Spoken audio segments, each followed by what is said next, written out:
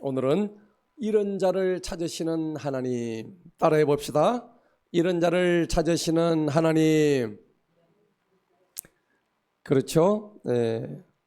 오늘 이 설교 제목은 누가 말씀하셨을까요? 예수님이 직접 저 바리새인들한테 하시는 말씀이에요. 그런데 오늘 2000년 전에 바리새인에게 했던 이 말씀이 지금 오늘 우리 눈앞에 있어요. 우리가 오늘 예수님이 하신 말씀을 지금 직접 우리 입으로 읽었어요, 방금. 아멘? 그럼 오늘 이 자리에 누가 계셔요? 예수님이 계신 거예요. 예수님이 계시고 천군 천사가 이 자리에 와 있는 거예요. 그런데 오늘 설교의 제목이 이런 자를 찾으시는 하나님인데 이렇대요. 뭘 잃었을까요? 여러분, 이런 게 많아요? 얻은 게 많아요? 얻은 게 많아요? 감사한 일입니다. 그런데 오늘 이 설교 제목에서는 잃었다 표현을 하고 있습니다. 영어로 말하면 lost. 다. 여러분, 로스 많이 나시죠? 삶에 로스가 많죠? 우리 영어로 그래 얘기하잖아요. 다 잃어버렸다는 얘기예요. 손실이라는 겁니다. 잃었다는 얘기는 원래 원소유주로부터 떨어져 나갔다 이 말입니다. 그리고 분리됐다는 얘기입니다. 격리됐다는 얘기입니다. 히브리서 3장 4절에 보면 집마다 지으신 이가 있으니 만물을 지으신 분은 우리 하나님이시다. 아멘. 누구라고? 하나님이시다. 그러니까 인생의 모든 문제는 삶의 목적이 있어요. 그런데 그 삶의 목적을 잃어버리는데 문제가 생기는 거예요. 영국의 유명한 노벨 문학상 받았던 극작가, 희극 극작가 버나드 쇼라는 사람이 자기가 죽으면 묘비명에 뭐라고 써달라고 했냐니까 내가 이렇게 우물쭈물하다가 이렇게 죽을 줄 알았다. 그렇게 써져 있대요. 그분이 유명한 노벨 문학상 받았던 극작가거든요. 세계적으로 유명한 분이에요. 하여튼 뭐 그런 걸 보면 사람은 그렇게 유명한 사람이라 할지라도 인생이라는 것은 우왕좌왕하다가 우물쭈물하다가 그냥 가는 거구나 하는 것을 그 한 예를 들어서 우리가 알 수가 있는 거예요. 그런데 인생은 참 비극이래요. 좋고 그 다음에 기쁜 일보다도 슬프고 힘든 일이 거의 80~90%래요. 기쁜 일은 잠시래요. 여러분 그렇지 않을까요? 자, 그러면 인생의 비극은 왜 이렇게 왔을까? 성경은요, 자기의 근본을 모르기 때문에 그렇대요. 나의 뿌리를 모르기 때문에 내가 어디에서 비롯됐는지를 모르기 때문에 인생이 비극이라고 성경이 창세기부터 말씀을 하고 계신 거예요. 히브리서 2장 8절에 보니까 만물 중에 그분 아래에 두지 아니하는 것은 단 하나도 없대요. 누가 만드셨죠? 하나님이 만드셨습니다. 그래서 히브리서 3장 7절 8절에는 뭐라고 말씀하시느냐니까 너희가 오늘 그분의 음성을 듣거든 너희가 옛날에 광야에서 헤매던 것 같이 우물쭈물하지 말고 너희 마음을 완악하게 하지 말아라. 아멘. 오늘 이 말씀을 하시는 거예요. 오늘 하나님의 종의 입에서 나오는 이 말씀을 듣고 여러분 마음에 우물쭈물하지 마시고 우왕좌왕하지 마시고 여러분 마음을 완악하게 하지 마시고 하나님께 돌아오는 역사가 나타나기를 축복합니다. 오늘 읽었던 우리가 누가복음은 15장인데 15장 1절부터 32절의 말씀은 크게 세 가지 비유가 나와요. 예수님이 세 가지를 비유로 말씀하시는데 왜 세 가지를 얘기했냐니까 우리가 머리가 너무 아둔하고 너무 깨우침이 없어서 한 가지만 얘기해도 될 것을 몇 가지 얘기하셨어? 세 가지를 얘기하신 거야. 그래서 제가 오늘 여러분들한테 본문 말씀을 삼은 것은 한 번, 두 번, 세 번, 맨 마지막 세 번째 이야기예요. 앞에 지금 첫 번째가 두 번째는 얘기를 안 했어요. 첫 번째, 두 번째 얘기가 무슨 얘기냐? 첫 번째는 비유가 잃어버린 양 100마리 중에서 한 마리를 잊어버리면 그 목자가 양을 찾아요, 안 찾아요? 찾죠? 목사님, 저는 부자니까 한 마리쯤은 관계없습니다. 10마리 날아가도 상관없습니다. 과연 그렇게 할까요? 목자의 마음은 그렇지 않습니다. 진짜 백이 목자라면은 내가 그렇게 애지중지 키우던 양 한 마리가 병이 들고 그리고 도망가고 길을 잃으면은 99마리 잠시 있어라 그러고 맡겨놓고 잠시 누구 맡겨 그 한 마리 찾아서 목자는 달려간단 말입니다. 이게 누구의 마음이라고? 그렇죠. 하나님 아버지의 마음이에요. 아멘. 이 말을 하니까 이해가 안 될까 싶어서 두 번째 비유를 또 하시는 거예요. 10드라크마 얘기예요. 드라크마는 옛날에 고대의 동전은 은으로 만들었어. 은으로 만들어가지고 지금 동전보다 비쌀까 안 비쌀까? 비싸죠. 지금은 구리로 만들지만 옛날에는 은으로 만들었어. 은전 한 드라크마를 갖다가 10개를 가지고 있었는데 그 중에 한 개를 잊어버린 거예요. 찾을까 안 찾을까? 안 찾아요. 돈이 많으신가 보네. 근데 이 주인은 10드라크마 중에서 한 개를 잊어버리니까 온 집안을 막 이잡듯이 그냥 샅샅이 다 뒤지는 거예요. 우리도 5만 원짜리가 한 가지고 있다가 장롱 밑에 쏙 들어가 버렸어. 여러분 가만히 놔둬요. 장롱을 뒤집어요. 장롱 뒤집죠. 장롱을 안 뒤집는 사람은 돈이 많은 사람이에요. 자, 우리가 물질에도 이렇게 마음이 가가지고 장롱을 뒤집을 정도로 한 드라크마를 갖다가 찾는데 그게 주인의 마음이란 말이에요. 그게 아버지의 마음이란 말이에요. 그게 두 번째 비유예요. 그런데 오늘 우리가 읽었던 세 번째 비유는 뭐냐? 오늘 너무나 중요한 탕자의 비유입니다. 탕자. 돌아온 탕자의 비유다. 여러분 10손가락 깨물어서 안 아픈 손가락이 없다고 하잖아요. 옛날에 시장에서 말이죠. 옛날에는 그런 사건들이 많았습니다. 시장에서 엄마 손잡고 가다가 아빠 손잡고 가다가 아버지 손잡고 가다가 사람들이 너무 많았잖아. 제가 살던 밀양장에도 가면요. 너무 많아가지고 저도 엄마 손 놓친 적이 많아. 금방 찾았지만은 옛날에 사연 보면은 엄마 손을 놓쳐가 장날에 애가 팔려가가지고 30년 만에 만나고 그런 사연 많이 들었어요. 여러분 얼마나 엄마 손을 놓친 것 때문에 30년 동안 못 찾았던 내 새끼. 40년 전에 여러분들 기억나세요? KBS에서 이상가족 상봉 장면 보여줬어요. 여의도에서. 이게 40년 전이에요. 83년도에 KBS에서 방영을 했잖아요. 기억나시죠? 그러니까 이상가족들이 만나가지고 울고불고 난리가 났었어요. 벽에다가 막 벼락박에다가 누구야 내가 니를 찾는다. 아버지 마음이 이거란 말이에요. 하나님 아버지 마음이 이거예요. 모두 잃어버린 것들에 대한 슬픈 이야기입니다. 진짜 백이 본질을 갖다가 모르고 헛된 인생을 살았던 수많은 사람들에 대한 다시 돌아와서 회복하라는 이야기인 거예요. 사랑하는 성도 여러분, 오늘 저와 여러분은 혹시 잃어버려진 존재가 아닌지 한번 돌아봐야 돼요. 나도 그와 같이 잃어버려진 그런 존재 아닌가? 내가 지금 어디로 가는지 길 잃고 방황하는 그런 한 마리 양이 아닌가? 하나님은요, 왜 이런 자를 찾으실까요? 단 하나의 이유는 그것입니다. 그 잃은 자가 바로 우리이기 때문입니다. 아멘.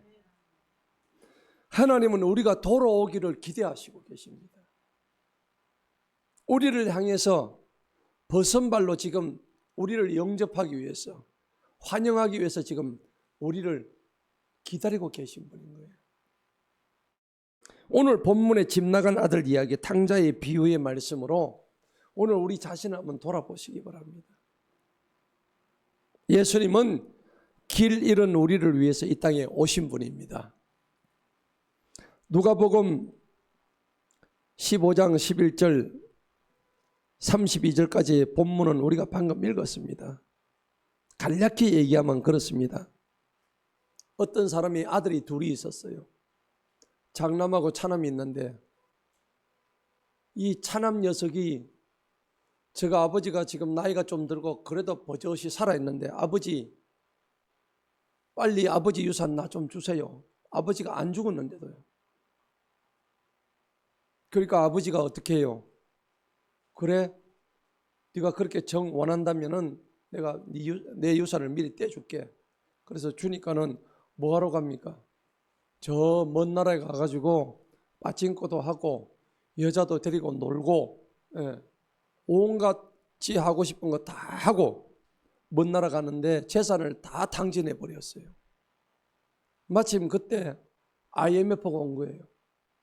오늘날로 치면 여기는 성경에는 극심한 기근이 왔다 그러잖아요. 오늘날로 치면 IMF가 와가지고 아무것도 할 수가 없는 거예요. 그런데 이 아들이 먹을 게 없어가지고 돼지치기 노숙자 생활을 하는데 돼지 먹는 음식을 돼지 먹이를 지가 먹으려고 하니까 그 주인이 그것도 제대로 먹지 말라는 거예요. 그것조차 그에게 주는 사람이 없다고 되어 있어요. 어느 한우 정신이 번쩍 드는 거예요. 내가 하고 있는 이 짓이 무슨 짓이냐. 우리 아버지는 그래도 잘 사는 분 아닌가. 내가 여기서 굶어 죽느니 차라리 아버지 밑에 가가지고 우리 아버지 밑에 품꾼의 한 사람으로서 차라리 종로로 하면 굶어 죽지는 않겠지. 우리 아버지 받아주실까 안 받아주실까. 우리 아버지인데 설마 안 받아주시겠나. 욕은 되게 하시겠지. 그래서 돌아가려고 마음을 굳힙니다. 저 멀리서 노숙자처럼 해가지고 얼굴에 때는 졸졸졸 흐르는 상태에서 걸어가는데 누가 본 거예요. 아니 저 아들 녀석이 지금 옛날에 돈 가지고 튀긴 놈 아닌가. 그렇죠. 그래가지고 그걸 지켜본 사람이 자기 아버지한테 가지고 아이고 누구 아버지요. 당신 둘째 아들이 집 나가지고 그렇게 쎄빠지게 지금 왔는데 지금 완전히 걸베이 되어 왔습니다. 그래 아버지가 안 그래도 날마다 기다리고 있었는데 이놈이 사는지 죽었는지 몰랐는데 지금 돌아온다 하니까요. 밥 먹다가 밥 숟가락 놔보고 그냥 막 맨발로 그냥 막 아들을 향해서 막 마을로 달려가는 거예요. 그래가지고 그 아들을 만나가지고 끌어안고 입을 맞추고 데리고 와가지고 목욕을 시키고 깨끗하게 해가지고 반지를 끼우고 새 옷을 해입히고 그 다음에 종들에게 얘들아 빨리 살찐 송아지를 잡아라. 동네 사람 다 불러라. 내 집 나갔던 내 아들이 돌아왔다. 그 얘기를 하는 거예요. 그런데 막상 큰아들은 그 집에서 참 아버지 말씀 잘 듣고 그랬는데 일 나갔다 돌아오니까 집안에 난리가 난 거예요. 잔치가 벌어지고 꽹가리가 울리고 우리 집에 뭔 일이 일어났나 물어보니까는 자기 집 나갔던 동생이 들어왔다는 거예요. 그러니 어때요? 아니 동생이 도대체 뭘 잘했길래 들어왔는데 우리 아버지는 저렇게 잔치를 벌이고 있는가? 성질 나요 안 나요? 성질 나죠. 화가 잔뜩 난 거예요. 아버지한테 아버지 도대체 저놈이 저 동생 저놈이 한 일이 뭐 있다고 아버지 재산 다 뺏어간 놈 저놈한테 뭘 잘했다고 저렇게 옷을 입히고 환영을 하고 잔치를 벌이고 합니까? 그러니까 아버지가 뭐라 그래? 얘야 니는 내하고 계속 있을 거고 앞으로도 영원히 나하고 살 거고 내 재산 다 네 건데 쟤는 죽었다가 다시 돌아오는 애 아니냐. 그래서 내가 잔치를 벌인다. 오늘 그 내용이에요. 여러분 이 얘기는 우리가 많이 들었던 얘기인데 이 안에서 오늘 우리가 영적인 교훈을 한번 찾아보려고 해요. 너무나 여기서 중요한 교훈들이 많이 메시지가 우리한테 있다는 얘기입니다. 오늘 여러분들 읽었던 본문에는 등장인물이 세 사람이 등장해요. 몇 사람입니까? 세 사람 누구죠? 작은 아들, 그 다음에 저가 아버지, 또 큰아들, 세 사람이 등장을 해요. 맞죠? 네. 작은 아들은 어떻습니까? 자기 중심적인 욕망에 의해서 살았던 사람이에요. 죄로 똘똘 뭉쳤던 사람입니다. 그죠? 그래서 결과적으로는 삶이 완전히 파괴되고 철저하게 완전히 망가진 삶을 살아가는 사람이 작은 아들이었어요. 그런데 오늘 이 아버지는 누구의 모습일까요? 무조건적인 사랑과 용서를 베푸시는 하나님 아버지의 모습이 이 아버지로 비유되고 있는 거예요. 그리고 큰아들은 누굽니까? 외적으로는 자기 아버지 말씀에 잘 순종했지만은 자기 내면에는 저 나쁜 놈 한번 손가락질하고 그 자기 동생 나쁜 짓 했지만은 저 동생을 갖다가 자기가 가진 자기 의로 막 손가락질하고 판단하고 정죄하고 그런 율법적 바리새인과 같은 그런 종교인의 모습이 바로 큰아들이었다는 겁니다. 여러분 오늘 새 인물을 보세요. 우리한테 주는 메시지가 큰 거예요. 나는 그러면 큰아들이에요? 작은아들이에요? 나는 어디에 속할까요? 큰아들? 오늘 뭐 자기가 큰아들이라는 분이 계시고 난 작은아들이라는 분이 계시고 둘 다 정답이에요. 내가 큰아들일 수도 있고 작은아들일 수도 있는 거예요. 본문을 보시겠습니다. 11절 봅시다. 이제 본문 들어갑니다. 또 주님께서 말씀하시기를, 누가 말씀하셨다고? 이 얘기를 주님이 하신다고. 예수님이 지금 직접 하시는 말씀이에요. 여러분 지나가는 사람 얘기하는 게 아니고 예수님이 우리한테 지금 직접 하시는 말씀이 오늘 성경에 담겨져 있어요. 여러분 지금 예수님이 와서 지금 이런 말씀하시면은 멍하게 가지고 잠이 들까지고 이래 듣겠습니까? 지금 예수님이 말씀하시네. 여러분 성경을 읽을 때는 항상 주님께서 말씀하신다고 생각하면은 그냥 막 기분이 막 업이 되고 정신이 번쩍 들고 그래야 되는 거예요. 오늘 누가 말씀하세요? 예수님이 말씀하신다고. 어떤 사람한테 두 아들이 있었대요. 지금 예수님이 오늘 이 자리에서 지금 강단에 서서 말씀하고 있는 거예요. 선양성도 여러분, 예수님이 이 강단에서 저를 대신해서 말씀하고 있다 생각해 보세요. 아멘. 12절 봅시다. 그 중에 작은 아들이 자기 아버지한테 말합니다. 이 작은 놈들이 조금 문제예요. 그죠? 하여튼 이 작은 놈들이 사고 많이 쳐요. 우리 집에도 제 동생 목사 진짜 사고뭉치였습니다. 근데 돌아오기는 저보다 먼저 목사가 됐어. 예. 제가 더한 곳에 은혜가 넘치도다. 제 동생이 굉장히 월가닥이거든요. 저는 아주 온순했어요. 저는 큰아들이었어요. 우리 동생은 작은 아들이었고. 자, 그 작은 아들이 아버지한테 말합니다. 아버지 재산 중에서 제가 돌아올 몫을 나에게 미리 달라고 하는 거예요. 아니 이렇게 불경스러운 놈이 있나? 아버지가 살아 계신데 지금 유산을 먼저 달래요. 여러분 같으면 주겠습니까? 안 주죠? 예. 얘 평소에 하는 습관 보면 이놈은 줬다 그러면 망칠 놈이야. 주면 안 돼. 그럼에도 유산을 준 이유가 있어요. 왜 그럴까요? 뻔히 알면서도 아들과의 사랑이 너무나 중요한 거예요. 그 아들을 사랑하니까. 그리고 이놈이 뻔히 어떤 놈인가 알지만은 가가지고 차라리 깨질 것 같으면 빨리 깨지고 돌아오기를 바라는 아버지의 심정이었단 말입니다. 여러분도 그렇지 않습니까? 자식들 많잖아요. 그 자식 중에서 유독 말 안 듣는 놈 저놈은 빨리 깨져가지고 빨리 돌아오기를 바라는 마음이 아버지의 마음인 거예요. 언젠가는 깨닫고 돌아오기를 바라는 하나님 아버지의 마음이 오늘 예수님이 직접 비유로 말씀하시는 거예요. 근데 이 둘째 아들은 아버지 간섭이 싫었어요. 아버지 잔소리도 싫었고, 야 이놈아 이렇게 해야 된다 저렇게 해야 된다 이게 싫어. 나는 하루빨리 아버지 집을 나가는 게 첫째 목적이에요. 그러니까 아버지 나갈라니 돈이 있어야지. 아버지 유산 빨리 나한테 주세요. 이렇게 해가지고 지금 뭐라니까 아버지가 자기 살림을 그들에게 나눠준 거예요. 13절을 봅시다. 자 보니까는 큰아들 작은아들 다 나눠줬어요. 그 후에 몇 날이 안 되어 작은아들이 모든 것을 모아가지고 먼 나라로 가서 거기서 뭐 했습니까? 방탕하게 살면서 방탕하게 살았어요.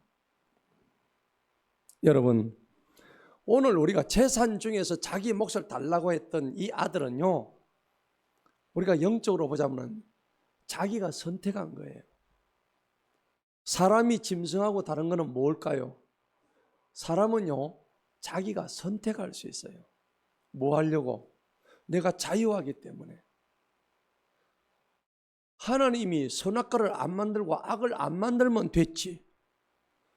세상에 나서 전도하면 꼭 그렇게 얘기해요. 그러면 악을 안 만들면 무엇이 선이고 악인지도 모르면 우리는 사람이 아니고 짐승과 같아요. 로봇과 같단 말이에요. 여러분이 로봇을 원하십니까? 사람을 원하십니까? 사람 되기를 원하잖아요. 사람이 사람 되어야 된다고. 사람이 짐승과 다른 이유는 뭐냐니까 양심이 있어. 우리 마음속에 양심이 있잖아. 동물한테는 양심이란 게 없어. 그리고 우리는 자유의지가 있단 말이에요. 내가 이것을 하든지 안 하든지 그건 누구예요? 내 의지고 자유의지란 말이에요. 저와 여러분의 자유의지가 있어요. 오늘 이 자리에 예배 올 자유가 있고 예배 안 올 자유가 있어. 누가 선택해요? 그건 내가 선택하는 거예요. 너무 중요한 거예요. 이 아들은 지금 아버지 재산을 뺏어가지고 나갈 자유를 선택한 거예요. 어떻게 될지 모르면서. 자, 하나님은요 명백하게 우리로 하여금 하나님을 나의 아버지로 섬길 수도 있고 하나님을 내 아버지로 섬기지 않을 수도 있고 이 자유를 주셨다고. 여러분 꼭 기억하세요. 하나님은 우리를 억지로 가두어서 내를 믿으라, 하나님이 나를 믿으면 안 된다 이렇게 안 하셔. 그 누구의 자유예요? 나의 자유란 말이에요. 우리를 억지로 가두어서 로봇처럼 무조건 똑같이 시키는 그런 하나님이 아니에요. 그래서 그 하나님을 우리는 무슨 하나님이라 하냐면 인격적인 하나님이다 그렇게 표현하는 거예요. 따라합시다. 하나님은 인격적이십니다. 믿으십니까? 로봇처럼 야 이거 해. 컴퓨터 명령어만 딱 집어넣고 로봇처럼 우리가 일사불란하게 똑같이 하면은 그거 사람이 아니에요. 여러분 그러니까 공산국가 가면 로봇처럼 똑같이 하잖아요. 뭐가 없기 때문이에요? 자유가 없기 때문이에요. 여러분 공산국가 들어서 살고 싶은 분 계세요? 아니죠. 못 살아도 자유가 있는 대한민국 살고 싶지. 아멘. 아무리 잘 살아도 북한 가가지고 이주의 자유도 없고 이사의 자유도 없고 내 것을 내 마음대로 할 수 없는 그런 국가가 살고 싶지는 않단 말이에요. 하나님은 우리의 마음을 원하세요. 우리의 성품을 원하세요. 우리의 뜻을 다해서 하나님을 자원하는 마음에서 섬기기를 원하지 억지로 하는 걸 원하지 않으세요. 제가 여러분들 보고 억지로 교회 나오라고 한 적이 있습니까? 여러분들이 자발적으로 나온 거지. 제가 억지로 나온다 해서 억지로 나와집니까? 아닙니다. 하나님은 자원하고 자발적인 마음을 굉장히 중요시한다는 겁니다. 13절 보시기 바랍니다. 몇 날이 안 돼가지고 방탕하게 살면서. 왜 방탕하게 살았을까요? 이 주머니에 뭐가 많았죠? 돈이 많았죠. 여러분 돈이 많으면요, 인생이 바뀝니다. 어떻게 바뀔까요? 자기의 주인이 돈으로 바뀝니다. 여러분, 이때까지 내가 주인이었는데, 내가 주인에서 나는 종으로 내려갑니다. 누가 주인이 된다고? 돈이 주인이 되는 거예요. 나는 돈의 노예로 살게 된다는 겁니다. 돈의 신을 만몬신이라고 하는 이유가 거기 있어요. 만몬신은 우리를 정신이 빠지게 만들어가지고 돈의 유혹에 미치게 만들어가지고 그 돈 때문에 전부 다 돌게 만들어버리는 거예요. 방탕하게 살면서라는 뜻은 그 둘째 아들의 내면에 뭡니까? 죄악된 욕망이 가득 찼다는 것을 의미하는 것입니다. 14절을 보십시다. 그가 모든 것을 다 써버린 후에, 여러분, 미친 사람은 다 쓰게 되어 있습니다. 몽땅 다 쓰게 되어 있다고요. 그런데 돈 떨어지면 어떻게 됩니까? 사람이 돈이 있을 때는 친구도 있고 여자도 있고 뭐 다 있습니다. 주머니 돈이 다 떨어지면 뭐부터 떨어집니까? 사람부터 떨어져요. 맞아요, 안 맞아요? 여러분, 돈이 있어야 사람도 붙습니다. 내 주머니 돈 딸 떨어지면은 친구고 뭐고 다 떨어져요. 특히 여자부터 다 떨어집니다. 다 떨어지게 돼 있어요. 여러분, 그런데 마침 그 땅에 기근이 온 거예요. 큰 기근이 들어가 그가 궁핍하게 됩니다. 여러분, 우리 창세기 45장 이후에 요셉이 그 땅에 7년 흉년이 들 걸 생각하고 하나님께서 지혜를 주셔서 미리 거기다가 큰 양식을 준비하게 되잖아요. 그래서 자기 백성들, 이스라엘 백성들이 그 땅에 흉년이 들 때에 미리 그걸 알고는 오라고 해가지고 그 흉년을 다 넘어갈 지혜를 받습니다. 여러분, 그런데 이 둘째 아들은 요셉과 같은 지혜가 없는 사람이었습니다. 15절을 보시겠습니다. 그가 나가서 그 나라의 백성 중 한 사람에게 무슨 살이? 더부살이 합니다.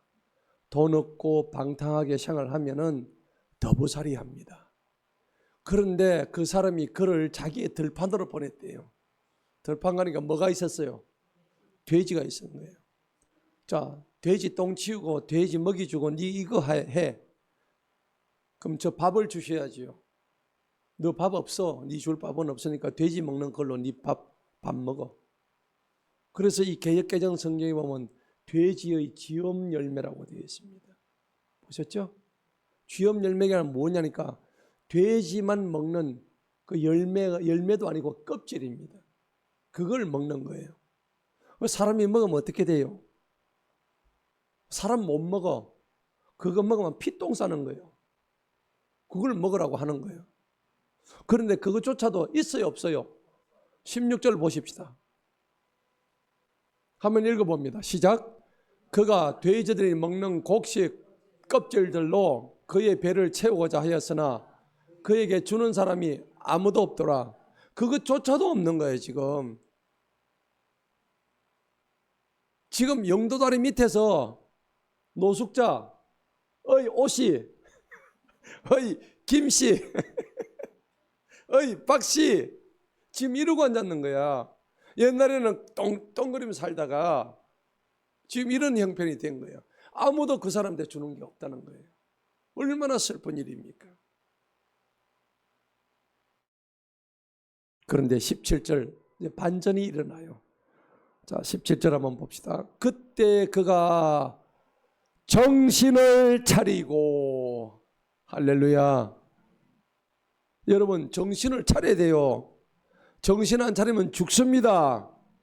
호랑이 무한테 물려가도 정신 차리면 산대요. 그렇죠? 여러분, 정신 차려야 되는 거예요. 그런데 이 둘째 아들이 드디어 정신을 차린 거예요. 요즘 말로 뭡니까? 현타예요, 현타. 현타란 말 아세요? 현타란 말은 현실 자각 타임이란 얘기입니다.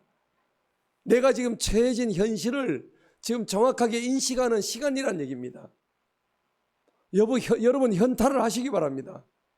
내 지금 현실이 어떤지 정확하게 현타가 와야 되는 거예요. 이 둘째 아들이 이제 현타가 온 거예요. 정신을 번쩍 차리니까 그렇지, 우리 아버지는 지금 얼마나 양식이 많노, 그죠? 그런데 내가 지금 여기 와서 지금 뭔 이런 짓거리를 하고 있지. 자기가 너무 원망스러운 거예요. 내가 왜 이런 바보 같은 짓을 했던가. 자기 한탄, 자기 신세, 원망. 그러면서도 내가 다시 한번 살아야 되겠다. 그리고 현타하니까는 그래, 우리 아버지가 계셨지. 우리 아버지는 나를 버리지는 않았을 거야. 그래서 우리 아버지의 양식이 풍족한 풍고들이 얼마나 많은가.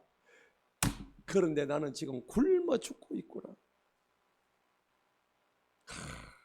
너무나 가슴이 아픈 상황입니다. 그러면서 18절을 보십시다. 내가 일어나서 내 아버지께로 가서 아버지께 말하기를, 아버지, 내가 뭘 대적했어요? 하늘을 대적했대요. 이제 이 녀석이 벌써 지가 뭘 대적한지를 아는 거예요. 땅을 대적한 게 아니라 하늘을 대적했대요. 이걸 아는 거예요. 하늘에, 이 하나님을 제대로 알지도 못했는데 이 녀석이 하늘에 뭐가 있다는 걸 알았어요. 하늘에도 법이 있다는 걸 이제 알게 된 거예요. 사람에게는 윤리가 있었고 도덕이 있었고 하늘에 법이 있다는 걸 이제 알게 된 거예요. 하늘을 대적해 가지고 아버지 눈앞에서 죄를 지었습니다. 그러니까 19절 보세요. 더 이상 아버지의 아들이라 불리울 자격이 있어 없어? 없습니다. 나는 이제 아버지 아들이라 불리울 자격이 없습니다. 그래서 그렇다 하더라도 아버지, 나를 아버지의 품꾼의 한 종으로 써주세요. 나 밥만 먹여줘요. 지금 이 얘기를 하는 거예요. 자기가 아버지 아들의 자격이 없다는 걸 알아요. 여러분, 드디어 이 아들은 참된 회개를 하는 겁니다. 여러분, 우리도 이 둘째 아들과 다를 바가 아무것도 없습니다. 우리가 어떻게 살아왔습니까? 겉모양만 거룩한 척 살았지. 우리의 내면을 보자면은 철저하게 하늘 아버지를 배반했고 하나님 아버지를 떠나 있었고 내 욕망대로 살았고 내 뜻대로 살아온 내 인생, 이것이 진짜배기 삶인 줄 알고 그렇게 살아왔는데 오늘 정확한 현실 자각 타임 앞에서 내가 하늘을 대적하고 살았습니다. 아버지의 뜻대로 살지 못했습니다. 이제 이걸 깨닫게 된 거예요. 여러분, 이 아들이 드디어 회개를 하는 겁니다. 여러분, 우리 인생에 회개가 없다면 그거는 참 인생이 아닙니다. 참된 회개는 자신의 상태가 어떻다는 것을 깨닫고 방향을 돌이키는 것입니다. 아멘. 단지 내가 죄책감을 가지고 있다는 것에서 끝나면 안 돼요. 내가 죄인이지 여기서 끝나면 그거는 안 돼요. 죄책감을 가지는 것에서 돌아서서 가던 방향을 돌이켜 와야 된다는 겁니다. 아멘. 하나님께로 방향을 유턴을 하라는 얘기입니다.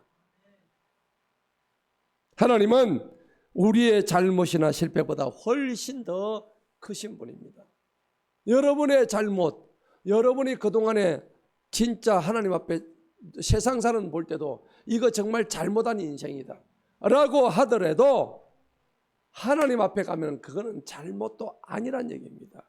믿으십니까?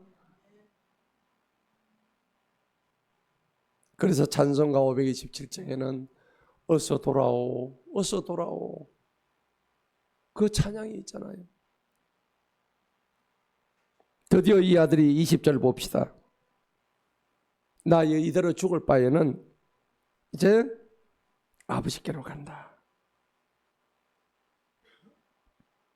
하나님은요, 때때로 우리가 하나님을 거역하고 떠나기를 원할 때 우리를 만류하십니다. 너 가면 안 돼. 가면 너 죽어. 네가 이 길 계속 가면 낭떠러지야 라고 말씀해 주시는데도 꾸역꾸역 내가 가기를 계속해서 고집 부리면서 가고자 할 때는 그냥 내버려 두십니다. 여러분 깨달으시기 바랍니다. 이것은 하나님이 힘이 없어서가 아닙니다. 하나님이 우리한테 대한 힘이 없어서가 아니라 언젠가 하나님한테 깨닫고 돌아오기를 바라시는 마음인 거예요. 그래서 이것을 선택의 자유라고 하는 거예요. 오늘 저와 여러분이 살아온 모든 인생은 저와 여러분이 선택했던 결과물인 거예요. 내 삶은, 내 현재의 삶의 모습은 내가 선택했던 내 의지로, 자유의지로 선택했던 결과물이 내 오늘의 삶이란 겁니다. 여러분, 여태까지는 내가 이렇게 살아왔지만 이제부터 말씀으로 깨닫고 남은 인생은 이제는 정확한 선택을 하겠다는 하나님 앞에 그런 자유의지를 보여주는 저와 여러분 되기를 축복합니다. 20절 봅시다. 그가 일어납니다. 여러분 일어나야 돼요. 여러분 자리에서 일어나시기 바랍니다. 일어나라고 오늘 성경이 말씀합니다. 앉아 있으면 안 돼요. 그가 일어나서 누구에게로? 자기 아버지에게 돌아갔습니다. 여러분 우리도 방향을 틀어서 우리 하나님 아버지에게 돌아와야 되는 거예요. 그러나 그가 아직도 멀리 있을 때에 눈에 보이지도 않습니다.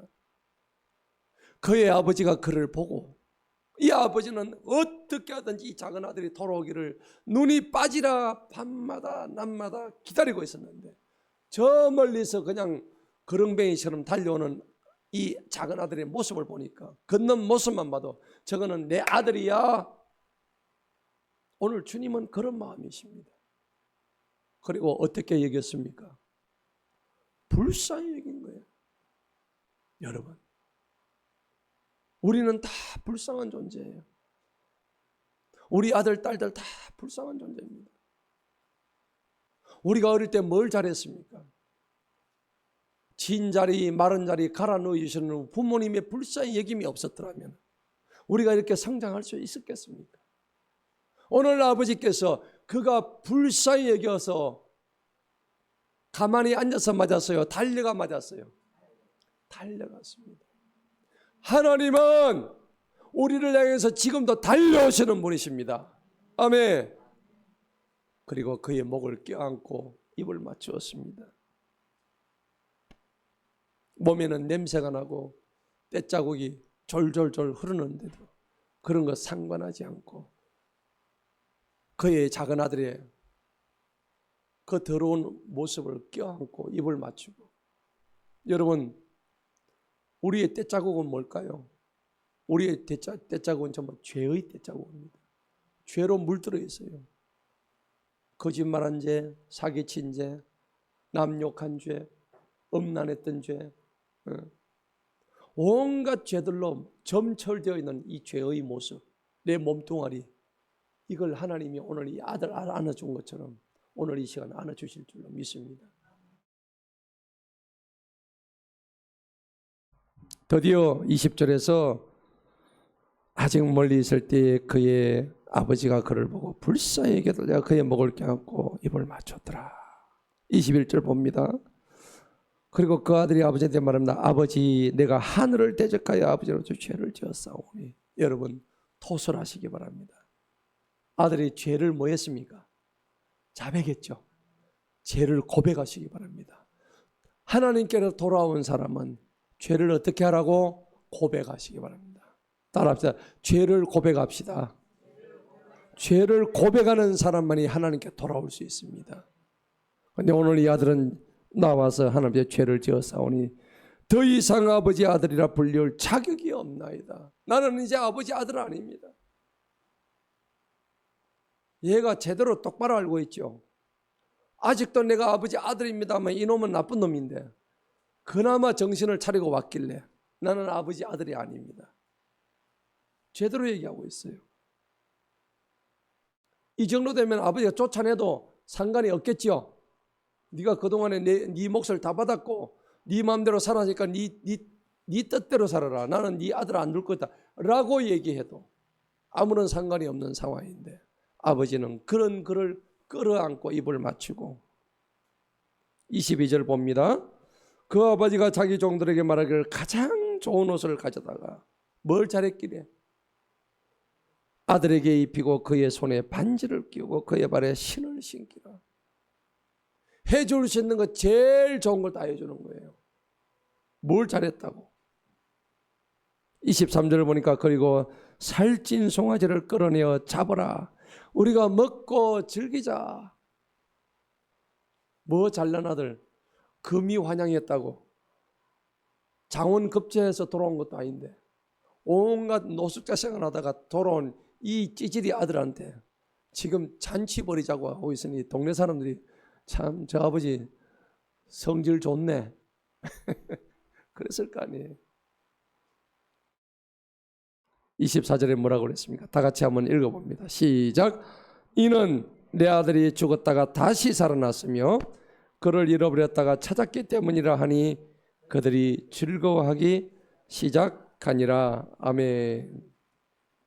여러분, 오늘 20절에서 24절까지는 하나님의 무한하신 사랑과 용서를 말씀하고 계신 거예요. 하나님은 우리보다 훨씬 먼저 우리를 사랑하셨어요. 내가 하나님 사랑한 게 아닙니다. 내가 하나님을 사랑했다면 우리가 그렇게 죄짓고 행동할 수가 없어요. 하나님이 우리를 일방적으로 사랑하셨기 때문에 오늘 우리가 이 자리에 앉아 있을 수가 있는 겁니다. 하나님은 인간이 돌아오기 전에 이미 기다리고 계시는 은혜를 상징하는 분이세요. 하나님은 우리가 완벽하게 바뀌어서 돌아오기를 원하시는 분이 아닙니다. 우리가 완전히 새 사람 되어서 돌아오기를 원하시는 분이 아니시라고. 아직도 상처 있고 아직도 죄의 떼국이 줄줄 흐르고 이런 상태에서 우리를 돌아오기를 원하시는 거예요. 아멘. 여러분 아직도 죄 중에 있지 않습니까? 이 모습 이대로 오늘 우리 찬양했잖아요. 이 모습 이대로 날 받아주소서. 할렐루야.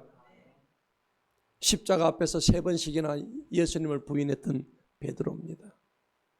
그런데 예수님이 막상 돌아오시고 나니까 너무나 죄책감이 왔어요. 너무나 부끄럽습니다.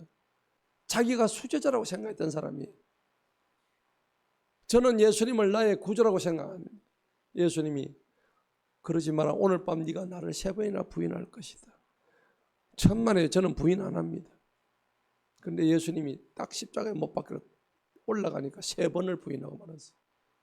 그리고 예수님이 십자가에 못 박혀서 고개를 탁 숙이시고 이 장면을 본 거예요.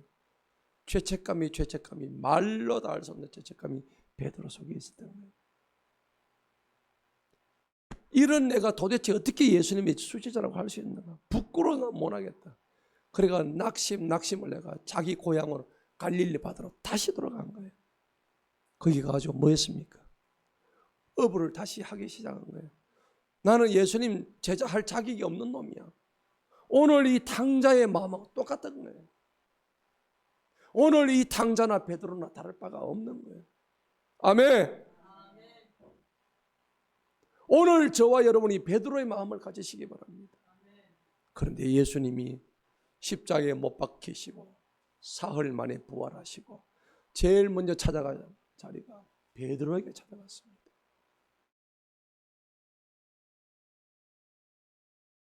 부활하시고 찾아가셨는데 요한의 아들 시몬아 네가 나를 사랑하느냐? 3번 부인했는데 예수님이 3번 물으셨어요. 할렐루야.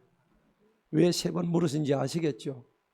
3번을 부인했으니까 3번을 물으셨단 말입니다. 완벽하게 확인하셨어요. 3이라는 숫자가 3, 3번이 다 거기서 나온 겁니다. 그래서 예수님이 베드로가 그 예수님이 못 잡고 난 손을 보니까 이게 말로 다 할 수 없는 눈에 눈물이 축축축 나오는데 예수님이 네가 나를 사랑하느냐 물어볼 거 주님 제가 잘못했습니다. 오늘 그 마음이 저와 여러분의 마음이 되기를 축복합니다. 예수님이 말씀하십니다. 내 양을 먹이라. 네가 나를 사랑한다면 내 양을 먹이라. 주님 말씀하시는 거예요.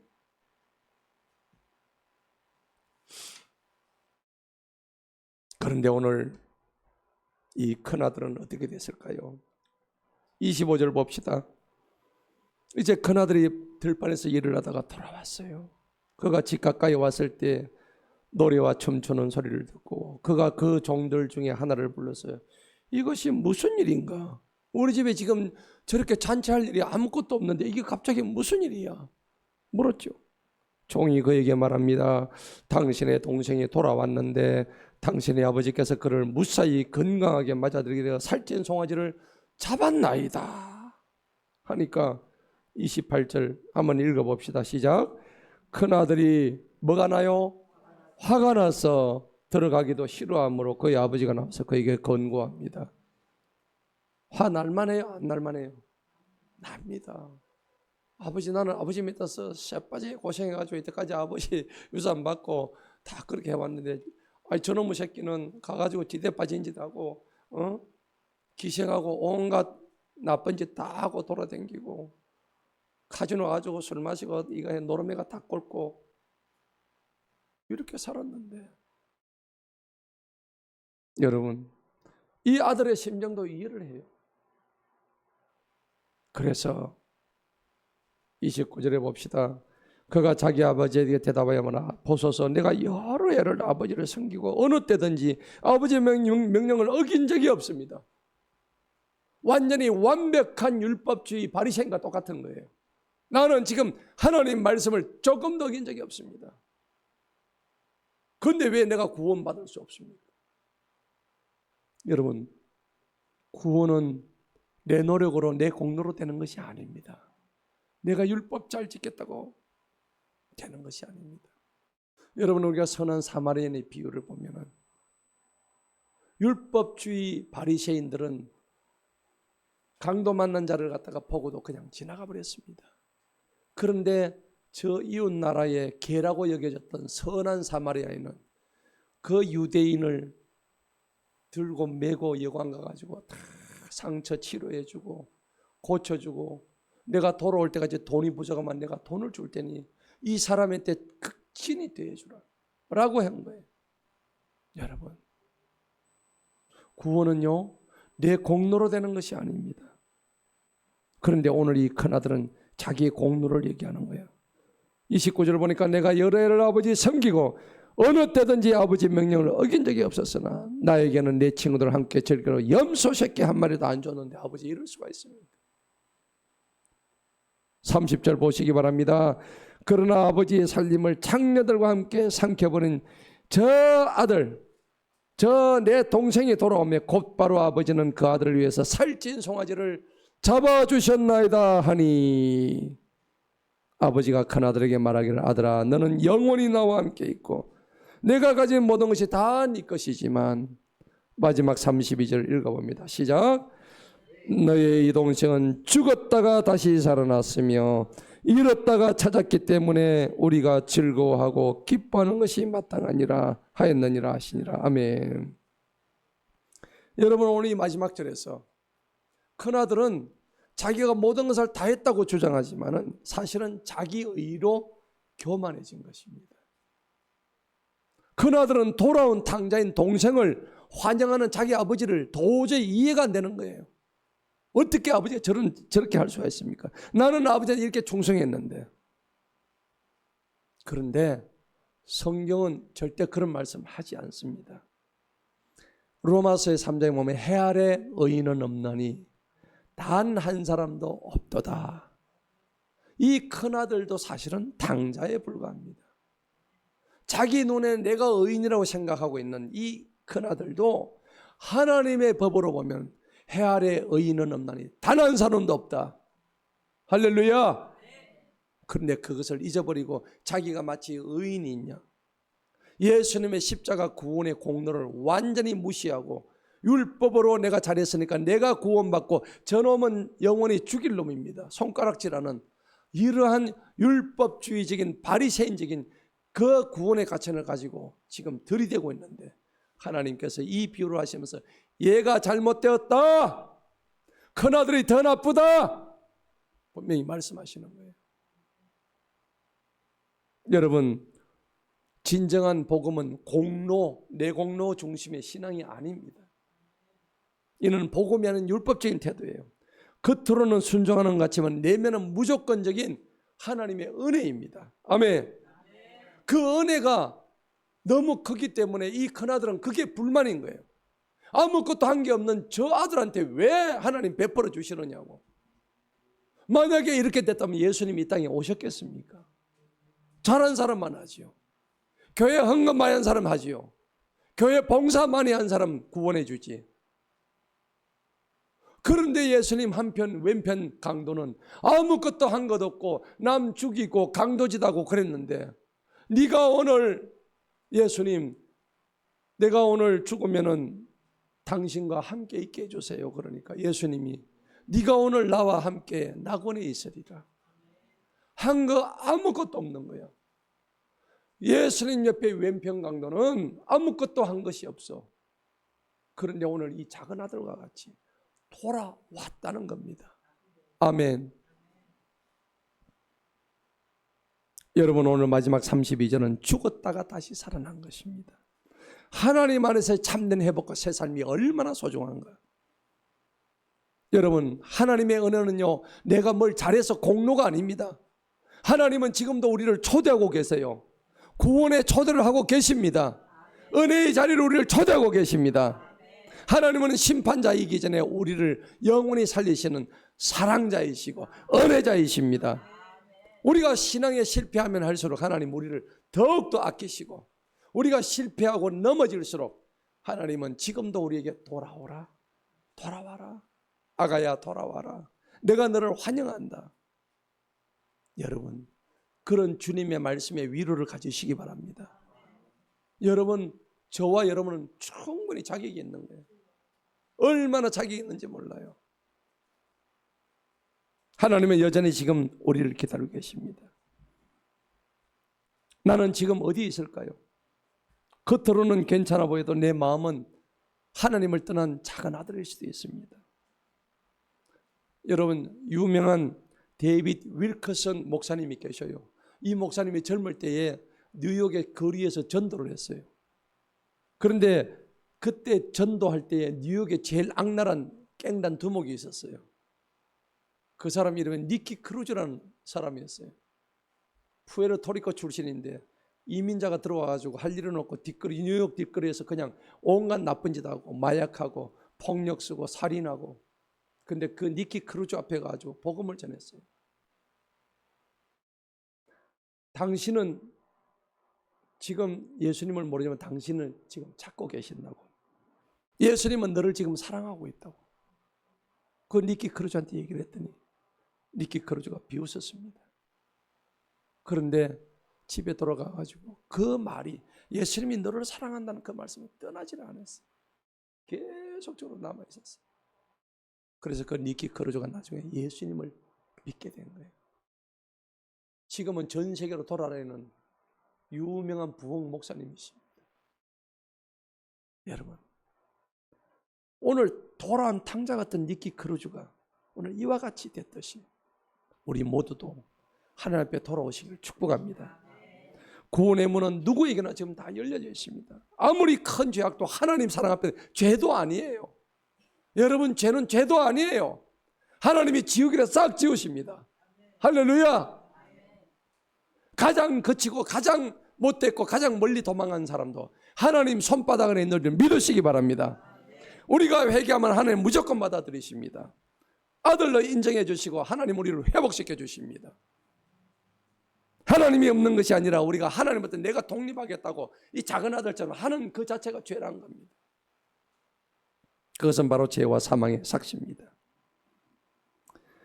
오늘 말씀의 결론을 맺겠습니다. 우리가 떠났지 하나님은 언제나 여전히 그 자리에 계십니다. 아멘. 여러분이 너무 멀리 왔다고 생각되지 않습니까? 하나님은 그 길보다 훨씬 더 먼 거리도 계신 분입니다. 오늘 그 하나님께 돌아오시기를 축복합니다. 인간의 실패, 인간의 오해에도 불구하고 오늘 이 탕자의 비유는 하나님의 사랑과 구원의 본질을, 구원이 무엇이란 것을, 내 공로, 내 의지, 내 뜻, 내가 잘한 것에서 되는 것이 아니라 하나님의 일방적인 사랑과 은혜로만 우리가 구원받을 수 있다는 사실을 가장 생생하게 전달하는 하나님의 선물과 은혜인 줄 믿습니다. 우리는 돌아온 탕자예요. 따라합시다. 우리는 돌아온 탕자입니다. 돌아온 탕자는 신분이 하늘 백성으로 바뀌는 사람이에요. 아멘. 돌아온 탕자로서 하나님의 은혜 속에서 살아가는 우리 모두가 되기를 축복합니다. 기도하겠습니다. 하나님 아버지 감사합니다. 우리가 잘 아는 돌아온 탕자의 이야기지만 하나님 이 속에 이렇게 큰 하나님의 사랑이 있는 줄 다시 한번 깨닫습니다.